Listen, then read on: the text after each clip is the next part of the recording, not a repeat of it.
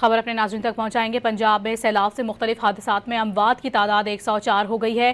سیلاب سے پنجاب کے 4700 گاؤں اور 45,74,000 لوگ متاثر ہوئے ہیں۔ مزید تفصیلات ہمیں بتائیں گے ڈان نیوز کے نمائندے محمد تیمور ہمارے ساتھ موجود ہیں۔ تیمور، کیا تفصیلات ہیں؟